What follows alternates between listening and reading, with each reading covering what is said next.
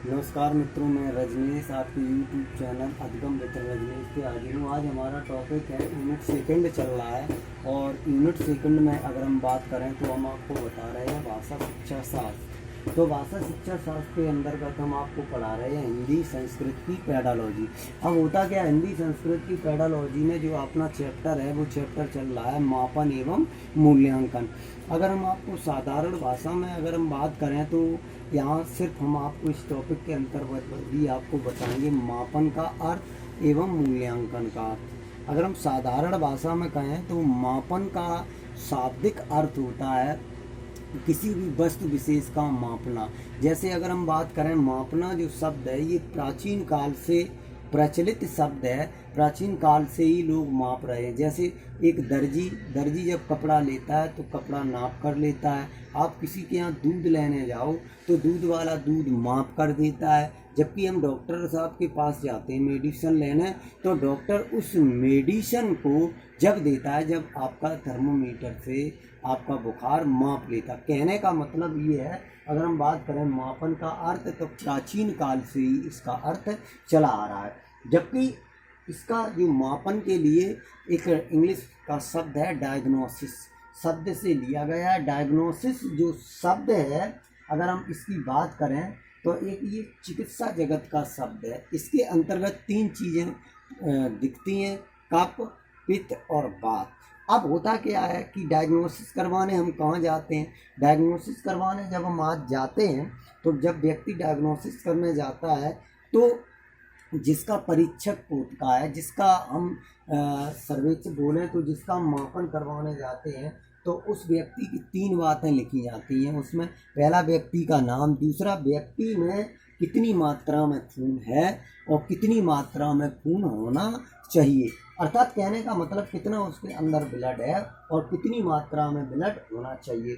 अब होता क्या है, कितना है और कितना होना चाहिए पर प्रयास मूल्यांकन कहलाता है और जितना है वो मापन कहलाता है। चलो ये तो हमने आपको ओरल बता दिया है, तो साधारण भाषा में एक बार और बता देंगे। जबकि देख लेते हैं, चूँकि आपको हम पढ़ा रहे हैं टेट के लेवल से, सी टेट लेवल से, सुपर टेट लेवल से, तो सुपर टेट का भी क्वेश्चन बन जाएगा, यहाँ से टेट का भी क्वेश्चन बन जाएगा, अदर एग्जाम का भी क्वेश्चन बन जाएगा। तो यहाँ देख लीजिए मापन का अर्थ है, यहाँ बात हो रही है मापन, तो मापन का अर्थ है, मापन शब्द का प्रयोग प्राचीन काल से होता आ रहा है। प्रत्येक व्यक्ति अपने दैनिक कार्यों में औपचारिक अथवा अनौपचारिक ढंग से मापन करता आ रहा है। जैसे वस्त्र विक्रेता कपड़ा माप कर देता है, फल विक्रेता फल तौल कर देता है, दूध वाला दूध माप कर देता है और डॉक्टर साहब मरीजों को दवाई तापमान नाप कर देते हैं। अर्थात ये बात है, तो ये सभी क्या कहलाएंगे? आपके मापन कहलाएंगे। मापन के लिए एक दूसरा शब्द बना है डायग्नोसिस शब्द, और डायग्नोसिस जो ये शब्द है ये चिकित्सा जगत का शब्द है। किसका शब्द है? चिकित्सा जगत का। ये चिकित्सा जगत का शब्द है जिसमें एक व्यक्ति होता है, उस व्यक्ति के अंदर कुछ अव्यय होते हैं, जैसे रक्त होता है, पित्त होता है और कफ होता है। रक्त, पित्त, कफ। अब बात करी जाए रक्त, पित्त, कफ, ये सारी नाड़ी होती है, ये एक नाड़ी होती है, नाड़ी के अंदर ये तीनों चीज़ें पाई जाती हैं।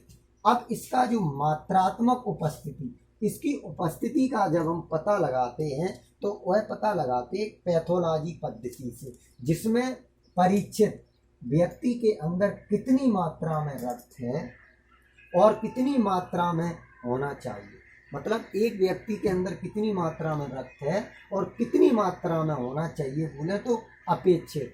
इस होना चाहिए तथा है, होना चाहिए तथा है का अंतर का जो हम प्रयास करते हैं वो मूल्यांकन कहलाता है, जबकि जितना है वो आपका मापन कहलाता है।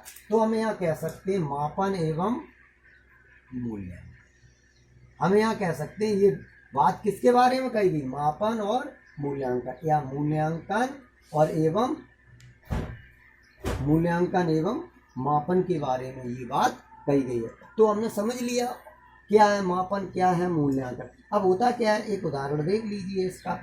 जैसे एक व्यक्ति है, साक्षात्कार के द्वारा प्रतियोगिता को नंबर दिए जाते हैं। एक प्रतियोगी जो व्यक्ति होता है, प्रतियोगियों को अंक दिए जाते हैं, किसी को फर्स्ट अंक मिले, किसी को सेकंड, किसी को थर्ड। अब इनको इतनी कैटेगरी में बांटा जाएगा, ठीक, तो यही क्या कहलाएगा, यही मापन कहलाएगा, यही क्या कहलाएगा, मापन। जबकि होता क्या है, जैसे 100 अंकों 1000 अंकों की परीक्षा है, एक लड़के को 1000 में 800 अंक प्राप्त किए, एक ने 700 प्राप्त किए, एक में 300। जो 800 की है ये फर्स्ट रहेगा, ये सेकंड रहेगा, ये थर्ड रहेगा। तो हमने ये किसके द्वारा किया, ये मूल्यांकन के द्वारा, किसके द्वारा, मूल्यांकन के द्वारा। और जो ये प्राप्त कर रहा है, और ये क्या कहलाएगा, ये आपका कहलाएगा आकलन। ठीक है, तो हम कह सकते हैं मापन और मूल्यांकन। अब हम बात कर लेते हैं यहाँ पर ये मूल्यांकन की। अगर हम बात करें, ये तो हमने दोनों एक साथ बता दी। मूल्यांकन दो शब्दों से मिलके बना है, मूल प्लस अंकन। अर्थात हम कह सकते हैं मूल्य का अंकन। बोले तो मूल्य को आंकना, हम यहाँ क्या कह सकते हैं, मूल्य को आंकना। क्या कह सकते हैं, मूल्य को आंकना। हम जब किसी व्यक्ति के मूल्य को आंकते हैं, भाई हमारा क्या कहलाता है, मूल्यांकन, जिसमें उचित निर्णय अथवा उसके यथार्थ मूल्य का निर्धारण करना। जब आपकी कॉपी चेक की जाती है तो हम क्या करते हैं, मूल्यांकन करते हैं। तो हम आपके क्या जानते हैं, हम आपके यथार्थ मूल्य का क्या करते हैं, निर्धारण। आपको मैथ कितना आता है, साइंस कितनी आती है, फिजिक्स कितना आता है, मैथ कितना आता है। अब होता क्या है, मूल्यांकन की प्रक्रिया क्या है, मूल्यांकन की प्रक्रिया क्या है, तो देख लो। मूल्यांकन वह प्रक्रिया है जो स्पष्ट करती है कि छात्र की उपलब्धियों का क्या स्तर है। इन्होंने मूल्यांकन की प्रक्रिया में ये बताया कि मूल्यांकन की प्रक्रिया वह प्रक्रिया है जिसके द्वारा ये क्लियर किया जा सकता है कि जो छात्र होता है उस छात्र की उपलब्धियां क्या है तथा उपलब्धियां कैसी हैं। इनको अगर हम बात करें तो राज्य शैक्षिक संस्थान ने 1960 में एक डेफिनेशन दी थी, क्योंकि यहाँ यूपी की है ये राज्य शैक्षिक संस्थान, तो हम देख लेते हैं। तो इन्होंने 1960 में एक परिभाषा दी थी कि मूल्यांकन एक निरंतर चलने वाली प्रक्रिया है। इनका ये मानना था कि जो मूल्यांकन होता है वो निरंतर चलता रहता है। एक व्यक्ति जीवन पर्यटन क्या होता है, जीवन पर्यटन उसका मूल्यांकन होता रहता है। हम जब कोई कार्य करते हैं तो उसका क्या होता है, मूल्यांकन। फिर कोई कार्य करते हैं तो उसका क्या होता है, मूल्यांकन। यही हमारा क्या, जब निरंतर चलता रहता तो यही मूल्यांकन कहता है। अब इन्होंने मूल्यांकन की अगर बात की जाए तो 3 बिंदुओं में बांटा था। पहला यहाँ बिंदु होता है शिक्षण का उद्देश्य।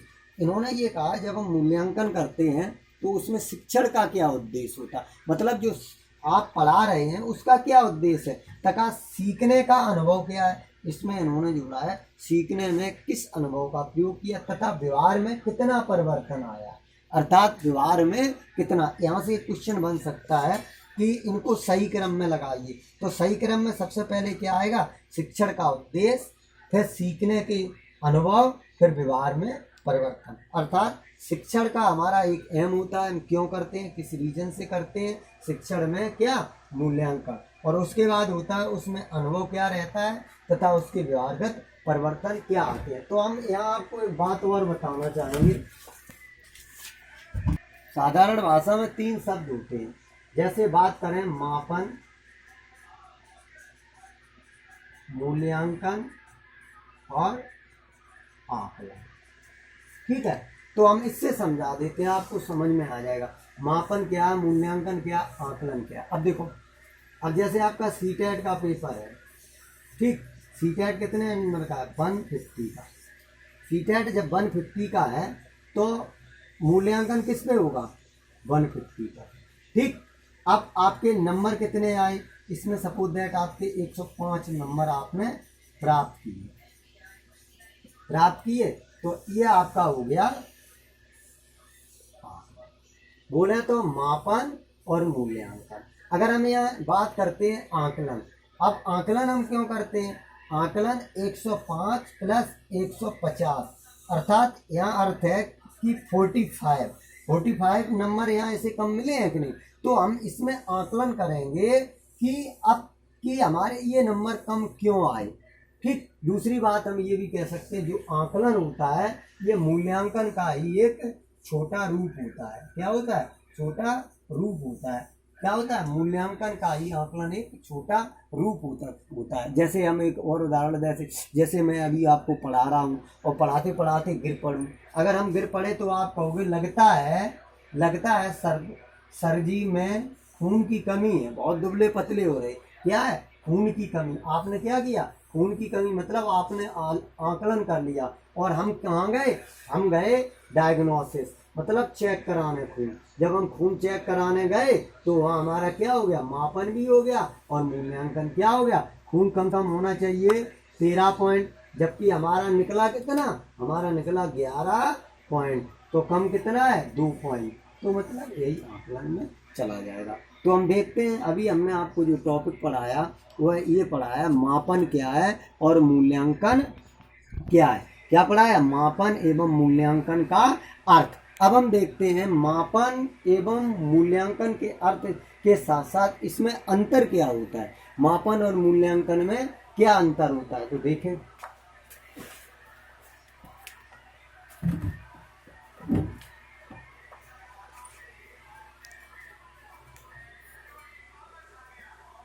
अब देखते हैं हमने क्या किया, यहाँ एक साइड में मापन को कर दिया और एक साइड में क्या किया, मूल्यांकन कर दिया। मतलब एक साइड मापन कर दिया और एक साइड क्या कर दिया, मूल्यांकन कर दिया।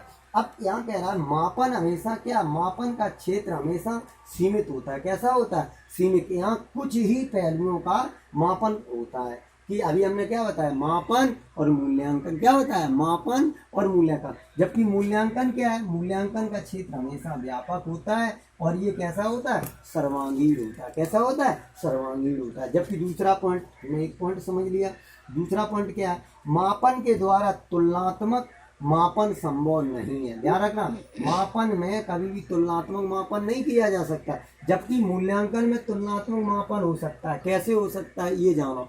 जैसे राम, जैसे इधर देख लीजिए, राम को अंक मिले 100/45, जबकि श्याम को मिले 100/85। ठीक, अब होता क्या है, तो 45 और 85 का हम यहाँ क्या कर पा रहे, 45 और 25 का हमने क्या किया, इनका तुलनात्मक कर दिया, तुलना की। अर्थात राम अच्छा है और श्याम इसमें अच्छा नहीं है।